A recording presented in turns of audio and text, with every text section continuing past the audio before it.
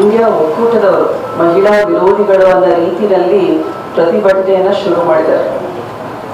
ಮತ್ತು ಈ ಬಿಲ್ಲನ್ನ ಯಾವ ಸಂದರ್ಭದಲ್ಲಿ ತರಾತುರಿಯಲ್ಲಿ ಆಡಳಿತ ಪಕ್ಷದವರು NDAದವರು ಬಹಳನೇ ಸಲೀಸವಾಗಿ 5 ರಾಜ್ಯಗಳಲ್ಲಿ ಚುನಾವಣೆ ನಡೀತಾ ಇರುವಂತಹ ಸಂದರ್ಭ ಜೊತೆಗೆ ಒಂದು ನೆರೆಟಿವ್ ಸೆಟ್ ಮಾಡುವ ನಿಟ್ಟಿನಲ್ಲಿ ಅವರು ಈ ಒಂದು ಬಿಲ್ನ ಜಾರಿ ತಂದಿದ್ದಾರೆ. ಈ ಒಂದು ಕಂಪ್ಲೀಟ್ ಟೈಮ್ ಲೈನ್ ನೋಡಿದ್ರೆ ಈ ಬಿಲ್ನ ನಾವು ಏಪ್ರಿಲ್ 1st ವೀಕಿಗೆ ನಮ್ದು ಬಜೆಟ್ ಸೆಷನ್ ಮುಗಿಯುತ್ತೆ. ಅದಾದ ನಂತರ ಏಪ್ರಿಲ್ 16, 17, 18ಗೆ ಒಂದು ಶಾರ್ಟ್ ಸೆಷನ್ ಕರೀತಾರೆ. ಮಹಿಳಾ ಮೀಸಲಾತಿ ಬಿಲ್ ನ ಜಾರಿ ತರಬೇಕು ಅಂತ.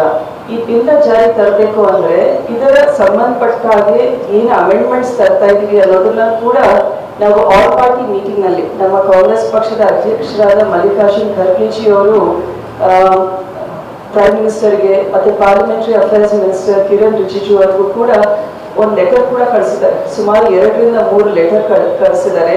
ಈ ಅಮೆಂಡ್ಮೆಂಟ್ ಬಿಲ್ಲಿನ ಡೀಟೇಲ್ಸ್ ಏನು, ಯಾವ ರೀತಿ ಈ ಬಿಲ್ನ ಜಾರಿ ತರ್ತೀರಾ, ಪ್ರೈಮ್ ಮಿನಿಸ್ಟರ್ ಅವರ ಅಧ್ಯಕ್ಷತೆಯಲ್ಲಿ ಒಂದು all party meeting, opposition parties, ruling party ಎಲ್ಲರೂ ಒಂದು ಸಭೆ ಕರೆದು ಒಂದು ರೋಡ್ ಮ್ಯಾಪ್ ಯಾವ ರೀತಿ ಬಿಲ್ ಜಾರಿ ತರಬೇಕು ಅನ್ಕೊಂಡಿದ್ದೀರಾ ಅನ್ನೋದ್ರ ಬಗ್ಗೆ ಒಂದು ಆಲ್ ಪಾರ್ಟಿ ಮೀಟಿಂಗ್ ಕರೀರಿ ಅಂತ ಹೇಳಿದ್ದಾರೆ. ಅದನ್ನ ಕೂಡ ಇಗ್ನೋರ್ ಮಾಡಿದ್ದಾರೆ. ಆಮೇಲೆ ಸೆಕೆಂಡ್ ಲೆಟರ್ ಏನ್ ಕಳಿಸಿದ್ದಾರೆ ಅಂದ್ರೆ, ನಂತರ 5 ರಾಜ್ಯಗಳಲ್ಲಿ ಚುನಾವಣೆ ನಡೀತಾ ಇದೆ. ಅದರಿಂದ 5 ರಾಜ್ಯಗಳ ಚುನಾವಣೆ ಮುಗಿದ ತಕ್ಷಣ ಎಲ್ಲರೂ ಸೇರ್ಕೊಂಡು ಒಂದು ಮೀಟಿಂಗ್ ಮಾಡಿಕೊಂಡು ಅದರಲ್ಲಿ ತೀರ್ಮಾನ ತಗೊಳ್ಳೋಣ. ಈಗ NDA ಪಕ್ಷದವರಿಗೆ ಈ ಬಿಲ್ನ, ಮಹಿಳಾ ಮೀಸಲಾತಿ ಬಿಲ್ನ ಆಗ್ಲೇ 2023ರಲ್ಲಿ ಎಲ್ಲರ ಸಹಮತಿಯಿಂದ ಜಾರಿ ತಂದಿದ್ದೀವಿ. ಇಟ್ಸ್ ಬಿಕಮ್ ಅ ಲಾ ನಾವು. ಇದನ್ನ ಡಿಲಿಮಿಟೇಷನ್ ಜೊತೆ ಲಿಂಕ್ ಮಾಡಿಬಿಟ್ಟು ನಾವು ಡಿಲಿಮಿಟೇಷನ್ ಬಗ್ಗೆ ನಮಗಿರುವಂತಹ ಆತಂಕ ಇದೆ. ಸೊ ಅದರ ಬಗ್ಗೆ ಮಾಹಿತಿನ ಸರಿಯಾಗಿ ಕೊಟ್ಟಿಲ್ಲ. ನಾವು ಕೇಳಿದಾಗ ಅದನ್ನ ಮುಚ್ಚುಮರೆ ಮಾಡಿದ್ದಾರೆ. ಈಗ ನೀವು 3 ದಿನ ಡಿಸ್ಕಷನ್ ಅಲ್ಲೂ ನೋಡಿದ್ರಿ ಯಾವ ರೀತಿ ಅಮಿತ್ ಶಾ ಅವರು ನನಗೆ 1 ಗಂಟೆ ಕೊಡ್ರಿ, 1 ಗಂಟೆನಲ್ಲಿ ನಾವೇನು 543 ಸೀಟ್ ಇದೆ ಅದನ್ನ 850ಕ್ಕೆ ಯಾವ್ಯಾವ ಸ್ಟೇಟಿಗೆ ಎಷ್ಟೆಷ್ಟು ಬರ್ತಾ ಇದೆ ಡಿಲಿಮಿಟೇಷನ್ ಬಗ್ಗೆ ಮಾಹಿತಿ ಕೊಡ್ತೀನಿ ಅಂತ ಹೇಳ್ತಾರೆ. ಏನ್ ಹೇಳಿದ್ರು, KG ಮಕ್ಕಳಿಗೆ ಹೇಳ್ಕೊಟ್ಟ ಹಾಗೆ ನಾನು ಹೇಳ್ಕೊಡ್ತೀನಿ ಅಂತ ಹೇಳಿದ್ರು. ಅದೇನು ಬೇಕಾಗಿಲ್ಲ ನಮಗೆ. ನೀವು ಏನು 1 ವಾರ 15 ದಿನ ಮುಂಚೆನೆ ನಿಮಗೆ ಈ ಬಿಲ್ನ ಜಾರಿ ಮಾಡಬೇಕು ಅಂತ ಉದ್ದೇಶ ಇದ್ದಿದ್ರೆ ಆ ಬಿಲ್ಲಿನ ಸಂಪೂರ್ಣ ಮಾಹಿತಿ ನಮಗೆ ಕರಿಬೇಕಿತ್ತು. ಇಲ್ಲದ್ರೆ ಒಂದು ಆಲ್ ಪಾರ್ಟಿ ಮೀಟಿಂಗ್ ತಗೊಂಡು ಬಂದ್ಬಿಟ್ಟು ಎಲ್ಲರ ಒಂದು ಕನ್ಸೆನ್ಸಸ್ ನಲ್ಲಿ ನೀವು ಬಿಲ್ ಜಾರಿ ತಂದ್ರೆ ಅವಾಗ ಎಲ್ಲರೂ ಕೂಡ ಅವರ ಸಜೆಷನ್ಸ್ ಕೊಟ್ಟು ಮಹಿಳಾ ಮೀಸಲಾತಿ ಬಿಲ್ನ ಯಾವ ರೀತಿ ನಾವು ಬರುವಂತಹ ಚುನಾವಣೆ ಅದರಲ್ಲಿ ಇಂಪ್ಲಿಮೆಂಟ್ ಮಾಡ್ಬೋದು ಅಂತ ಹೇಳ್ತಾ ಇದ್ವಿ. 2023ರಲ್ಲಿ ನಾವೆಲ್ಲರೂ ಬಿಲ್ನ ಪಾಸ್ ಮಾಡಿದ್ವಿ. ನಂತರ ಚುನಾವಣೆ 2024ರಲ್ಲಿ ಬಂತು, 18th ಲೋಕಸಭಾ ಎಲೆಕ್ಷನ್ಸ್. ಅವಾಗೂ ಕೂಡ ಅದನ್ನ ಜಾರಿ ತರಲಿಲ್ಲ. ಸೆನ್ಸಸ್ ನ ನೀವು ನೋಡಿದ್ರೆ ಮೊನ್ನೆ ಏಪ್ರಿಲ್ 1ಸ್ಟ್ಗೆ ಸೆನ್ಸಸ್ ಶುರು ಮಾಡಿದ್ದಾರೆ. ಅದರಲ್ಲೂ ಕೂಡ ಕಾಸ್ಟ್ ಸೆನ್ಸಸ್ ಮಾಡ್ತಾ ಇದ್ದೀರಾ ಇಲ್ಲ ಅದನ್ನು ಕೇಳಿದ್ವಿ. ಈ ಡಿಲಿಮಿಟೇಷನ್ ಬಿಲ್ ನಲ್ಲಿ ಆ ಡಿಲಿಮಿಟೇಷನ್ ಕಮಿಷನ್ ಮಾಡ್ತಾ ಇದಾರಲ್ಲ ಅದರಲ್ಲಿ ಯಾರ್ಯಾರು ಇರ್ತಾರೆ, ಅವರೇ ರೆಕಮೆಂಡೆಡ್ ಒಬ್ಬ ಚೇರ್ಪರ್ಸನ್ ಇರ್ತಾರೆ, ಜೊತೆಗೆ chief election commissioner, state election commissioner ಇವರೆಲ್ಲರೂ ಇರ್ತಾರೆ. ಸೊ ಇದರ ಬಗ್ಗೆ elected members from the parliament, Lok Sabha ಮತ್ತೆ ಸ್ಟೇಟ್ ಅಸೆಂಬ್ಲಿನಲ್ಲಿರೋರು ಕೇವಲ ನಾಮಿನಲ್ ಮೆಂಬರ್ಸ್, ಅವ್ರಿಗೆ ವೋಟಿಂಗ್ ರೈಟ್ಸ್ ಇರಲ್ಲ, ಪವರ್ ಇರೋದಿಲ್ಲ. ಸೊ ಇದರ ಬಗ್ಗೆ ಆಮೇಲೆ ಈಗಾಗಲೇ ನಮಗೆ ಆತಂಕ ಇರೋದು ಡಿಲಿಮಿಟೇಷನ್ ನ ತರುವ ನಿಟ್ಟಿನಲ್ಲಿ ಯಾವ ರೀತಿ ಅವರು ಕಾನ್ಸ್ಟಿಟ್ಯೂಯೆನ್ಸೀಸ್ ನ state both parliamentary and assembly election ಅಲ್ಲಿ ಡಿಲಿಮಿಟ್ ಮಾಡ್ತಾರೆ ಅನ್ನೋದು ಕೂಡ ನನಗೆ ಆತಂಕ ಇದೆ. ಯಾಕಂದ್ರೆ ಜಮ್ಮು ಅಂಡ್ ಕಾಶ್ಮೀರ್ ಮತ್ತೆ ಅಸ್ಸಾಂನಲ್ಲಿ ಈಗಾಗಲೇ ಅವರು ಈಗ ನಾವು ಜೆರಿ ಮ್ಯಾಂಡರಿಂಗ್ ಅಂತ ಒಂದು ಟರ್ಮ್ ಎಲ್ಲ ಫೇಮಸ್ ಆಗ್ಬಿಟ್ಟಿದೆ. ಅವರಿಗೆ ಯಾವ ರೀತಿ ಅನುಕೂಲ ಆಗುತ್ತೆ, ಯಾವ ರೀತಿ ಅವರು ಕಾನ್ಸ್ಟಿಟ್ಯೂಯೆನ್ಸೀಸ್ ನ ಪ್ಯಾಟರ್ನ್ ಮಾಡಿದ್ರೆ ಅವರಿಗೆ ರಾಜಕೀಯ ಲಾಭ ಆಗುತ್ತೆ ಅನ್ನೋದನ್ನ ಮನಸ್ಸಿನಲ್ಲಿ ಇಟ್ಕೊಂಡು ಅವ್ರು ಮಾಡ್ತಾರೆ ಅನ್ನೋದು ಈಗಾಗಲೇ ಜಮ್ಮು ಅಂಡ್ ಕಾಶ್ಮೀರ್, ಅಸ್ಸಾಂನಲ್ಲಿ ತೋರಿಸಿದ್ದಾರೆ. ಸೊ ಆದ್ರಿಂದ ಇನ್ನೊಂದು ನಾವು ಯೋಚನೆ ಮಾಡಬೇಕಾಗಿದೆ. ನಾನು ಕೂಡ ಡೆಲ್ಲಿನಲ್ಲಿದ್ದೆ ಈ 3 ದಿನದ ಅಧಿವೇಶನದಲ್ಲಿ.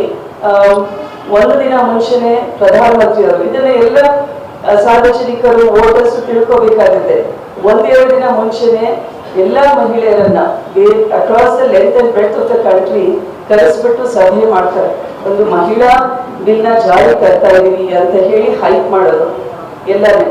Don't play with the emotions of women. First of all ನಾನು ಅದನ್ನ ಹೇಳ್ಬೇಕಾಗಿದೆ. ಮಹಿಳೆಯರನ್ನ ನೀವು ವೋಟ್ ಬ್ಯಾಂಕ್ ಆಗಿ ಬಳಸ್ಕೊಂಡು ಅವರ ಇಮೋಷನ್ಸ್ ಜೊತೆಗೆ ದಯವಿಟ್ಟು ನೀವು ಆಟ ಆಡಬೇಡಿ. ಎಲ್ಲರನ್ನು ಕರೆಸ್ಬಿಟ್ಟು ಅವತ್ತು ಮೀಟಿಂಗ್ ಮಾಡ್ತಾರೆ. ಅದಾದ ನಂತರ 3 ದಿನ ಚರ್ಚೆ ಮಾಡ್ತಾರೆ. ಬಿಲ್ಲಿನ ಡೀಟೇಲ್ಸ್ ಆಪೋಸಿಷನ್ಗೆ ಯಾರಿಗೂ ಕೊಡೋದಿಲ್ಲ. ಅವರಿಗೆ ಬಿಲ್ ಪಾಸ್ ಆದ್ರೆ ಕ್ರೆಡಿಟ್ ತಗೋಬೇಕು, ಬಿಲ್ ಫೇಲ್ ಆಯ್ತು ಅಂದ್ರೆ ಆಪೋಸಿಷನ್ಗೆ ಬ್ಲೇಮ್ ಮಾಡಬೇಕು. ಒಂದು ನೆರೆಟಿವ್ ಸೆಟ್ ಮಾಡಬೇಕು. ಇಂಡಿಯಾ ಒಕ್ಕೂಟದವರು ಅಪೋಸಿಷನ್ ಅವರು ಆಂಟಿ ವಿಮೆನ್ ಇದ್ದಾರೆ, ಮಹಿಳೆಯರ ಪರವಾಗಿಲ್ಲ ಅಂತ ಒಂದು ನೆರೆಟಿವ್ ಸೆಟ್ ಮಾಡಬೇಕಾಗಿದೆ. ನಾನು ಕೂಡ ಸದನದಲ್ಲಿ ಮೊದಲನೇ ದಿನ ನಮ್ಮ ಪಕ್ಷದಿಂದ ಸುಮಾರು 16 ಜನಕ್ಕೆ ಮಾತಾಡ್ಲಿಕ್ಕೆ ಅವಕಾಶ ಇತ್ತು.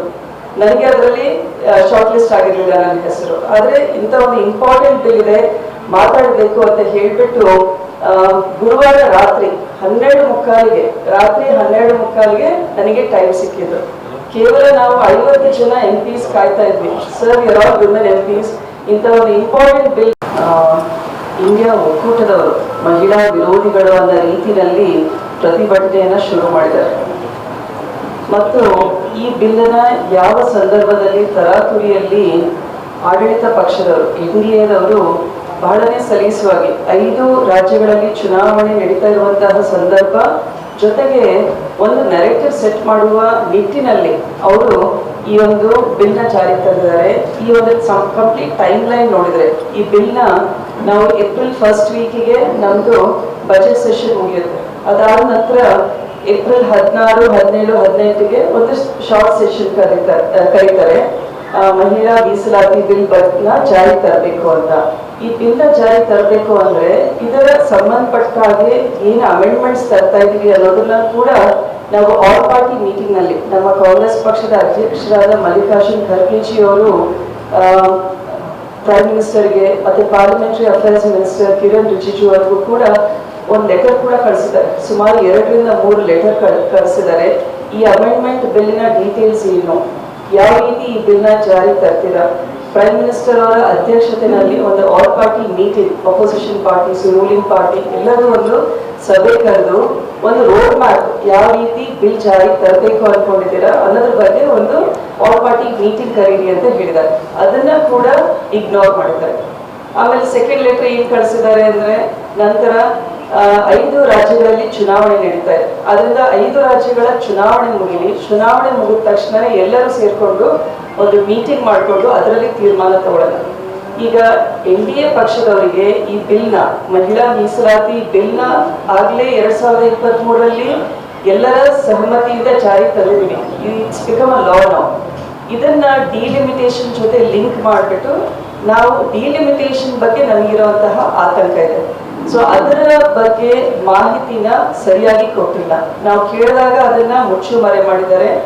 ಈಗ ನೀವು 3 ದಿನ ಡಿಸ್ಕಷನ್ ಅಲ್ಲೂ ನೋಡಿದ್ರಿ ಯಾವ ರೀತಿ ಅಮಿತ್ ಶಾ ಅವರು ನನಗೆ 1 ಗಂಟೆ ಕೊಡ್ರಿ, 1 ಗಂಟೆನಲ್ಲಿ ನಾವೇನು 543 ಸೀಟ್ ಇದೆ ಅದನ್ನ 850ಕ್ಕೆ ಯಾವ್ಯಾವ ಸ್ಟೇಟಿಗೆ ಎಷ್ಟೆಷ್ಟು ಬರ್ತಾ ಇದೆ ಡಿಲಿಮಿಟೇಷನ್ ಬಗ್ಗೆ ಮಾಹಿತಿ ಕೊಡ್ತೀನಿ ಅಂತ ಹೇಳ್ತಾರೆ. ಏನ್ ಹೇಳಿದ್ರು, KG ಮಕ್ಕಳಿಗೆ ಹೇಳ್ಕೊಟ್ಟ ಹಾಗೆ ನಾನು ಹೇಳ್ಕೊಡ್ತೀನಿ ಅಂತ ಹೇಳಿದ್ರು. ಅದೇನು ಬೇಕಾಗಿಲ್ಲ ನಮಗೆ. ನೀವು ಏನು 1 ವಾರ 15 ದಿನ ಮುಂಚೆನೆ ನಿಮಗೆ ಈ ಬಿಲ್ನ ಜಾರಿ ಮಾಡಬೇಕು ಅಂತ ಉದ್ದೇಶ ಇದ್ದಿದ್ರೆ ಆ ಬಿಲ್ಲಿನ ಸಂಪೂರ್ಣ ಮಾಹಿತಿ ನಮಗೆ ಕರಿಬೇಕಿತ್ತು. ಇಲ್ಲದ್ರೆ ಒಂದು ಆಲ್ ಪಾರ್ಟಿ ಮೀಟಿಂಗ್ ತಗೊಂಡು ಬಂದ್ಬಿಟ್ಟು ಎಲ್ಲರ ಒಂದು ಕನ್ಸೆನ್ಸಸ್ ನಲ್ಲಿ ನೀವು ಬಿಲ್ ಜಾರಿ ತಂದ್ರೆ ಅವಾಗ ಎಲ್ಲರೂ ಕೂಡ ಅವರ ಸಜೆಷನ್ಸ್ ಕೊಟ್ಟು ಮಹಿಳಾ ಮೀಸಲಾತಿ ಬಿಲ್ನ ಯಾವ ರೀತಿ ನಾವು ಬರುವಂತಹ ಚುನಾವಣೆ ಅದರಲ್ಲಿ ಇಂಪ್ಲಿಮೆಂಟ್ ಮಾಡ್ಬೋದು ಅಂತ ಹೇಳ್ತಾ ಇದ್ವಿ. 2023ರಲ್ಲಿ ನಾವೆಲ್ಲರೂ ಬಿಲ್ನ ಪಾಸ್ ಮಾಡಿದ್ವಿ. ನಂತರ ಚುನಾವಣೆ 2024ರಲ್ಲಿ ಬಂತು, 18th ಲೋಕಸಭಾ ಎಲೆಕ್ಷನ್ಸ್. ಅವಾಗೂ ಕೂಡ ಅದನ್ನ ಜಾರಿ ತರಲಿಲ್ಲ. ಸೆನ್ಸಸ್ ನ ನೀವು ನೋಡಿದಿರ, ಮೊನ್ನೆ ಏಪ್ರಿಲ್ 1ಗೆ ಸೆನ್ಸಸ್ ಶುರು ಮಾಡಿದ್ದಾರೆ. ಅದರಲ್ಲೂ ಕೂಡ ಕಾಸ್ಟ್ ಸೆನ್ಸಸ್ ಮಾಡ್ತಾ ಇದ್ದೀರಾ ಇಲ್ಲ ಅದನ್ನು ಕೇಳಿದ್ವಿ. ಈ ಡಿಲಿಮಿಟೇಷನ್ ಬಿಲ್ ನಲ್ಲಿ ಆ ಡಿಲಿಮಿಟೇಷನ್ ಕಮಿಷನ್ ಮಾಡ್ತಾ ಇದಾರಲ್ಲ, ಅದರಲ್ಲಿ ಯಾರ್ಯಾರು ಇರ್ತಾರೆ, ಅವ್ರದೇ ರೆಕಮೆಂಡೆಡ್ ಒಬ್ಬ ಚೇರ್ಪರ್ಸನ್ ಇರ್ತಾರೆ, ಜೊತೆಗೆ chief election commissioner, state election commissioner ಇವರೆಲ್ಲರೂ ಇರ್ತಾರೆ. ಸೊ ಇದರ ಬಗ್ಗೆ elected members from the parliament, Lok Sabha ಮತ್ತೆ ಸ್ಟೇಟ್ ಅಸೆಂಬ್ಲಿನಲ್ಲಿರೋರು ಕೇವಲ ನಾಮಿನಲ್ ಮೆಂಬರ್ಸ್, ಅವ್ರಿಗೆ ವೋಟಿಂಗ್ ರೈಟ್ಸ್ ಇರಲ್ಲ, ಪವರ್ ಇರೋದಿಲ್ಲ. ಸೊ ಇದರ ಬಗ್ಗೆ ಆಮೇಲೆ ಈಗಾಗಲೇ ನಮಗೆ ಆತಂಕ ಇರೋದು ಡಿಲಿಮಿಟೇಷನ್ ನ ತರುವ ನಿಟ್ಟಿನಲ್ಲಿ ಯಾವ ರೀತಿ ಅವರು ಕಾನ್ಸ್ಟಿಟ್ಯೂಯೆನ್ಸೀಸ್ ನ state both parliamentary and assembly election ಅಲ್ಲಿ ಡಿಲಿಮಿಟ್ ಮಾಡ್ತಾರೆ ಅನ್ನೋದು ಕೂಡ ನನಗೆ ಆತಂಕ ಇದೆ. ಯಾಕಂದ್ರೆ ಜಮ್ಮು ಅಂಡ್ ಕಾಶ್ಮೀರ್ ಮತ್ತೆ ಅಸ್ಸಾಂನಲ್ಲಿ ಈಗಾಗಲೇ ಅವರು ಈಗ ನಾವು ಜೆರಿ ಮ್ಯಾಂಡರಿಂಗ್ ಅಂತ ಒಂದು ಟರ್ಮ್ ಎಲ್ಲ ಫೇಮಸ್ ಆಗ್ಬಿಟ್ಟಿದೆ. ಅವರಿಗೆ ಯಾವ ರೀತಿ ಅನುಕೂಲ ಆಗುತ್ತೆ, ಯಾವ ರೀತಿ ಅವರು ಕಾನ್ಸ್ಟಿಟ್ಯೂನ್ಸೀಸ್ ನ ಪ್ಯಾಟರ್ನ್ ಮಾಡಿದ್ರೆ ಅವರಿಗೆ ರಾಜಕೀಯ ಲಾಭ ಆಗುತ್ತೆ ಅನ್ನೋದನ್ನ ಮನಸ್ಸಿನಲ್ಲಿ ಇಟ್ಕೊಂಡು ಅವ್ರು ಮಾಡ್ತಾರೆ ಅನ್ನೋದು ಈಗಾಗಲೇ ಜಮ್ಮು ಅಂಡ್ ಕಾಶ್ಮೀರ್ ಅಸ್ಸಾಂನಲ್ಲಿ ತೋರಿಸಿದ್ದಾರೆ.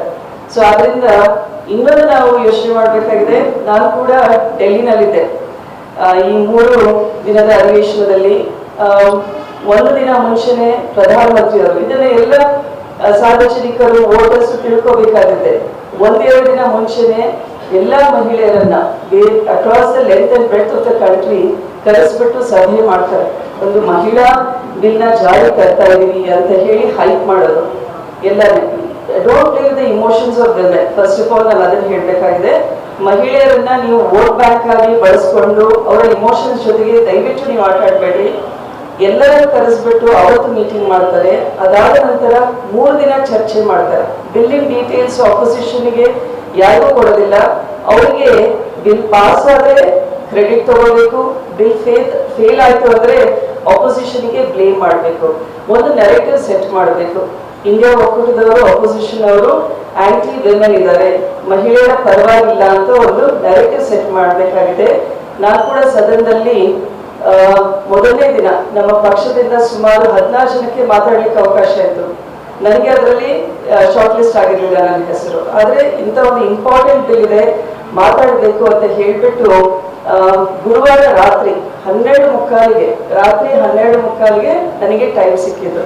ಕೇವಲ ನಾವು 50 ಜನ MPs ಕಾಯ್ತಾ ಇದ್ವಿ. Sir, you are women MPs, ಇಂಥ ಒಂದು ಇಂಪಾರ್ಟೆಂಟ್ ಬಿಲ್ ಬಗ್ಗೆ ಮಾತಾಡ್ಲಿಕ್ಕೆ ಒಂದು ಅವಕಾಶ ಕೊಡಿ ಅಂತ ಸ್ಪೀಕರ್ ಅವರ ರಿಕ್ವೆಸ್ಟ್ ಮಾಡಿಕೊಂಡು ನಮಗೆ ಕೇವಲ 4ರಿಂದ 5 ನಿಮಿಷ, 5.5 ನಿಮಿಷ ಸಿಕ್ಕಿದೆ.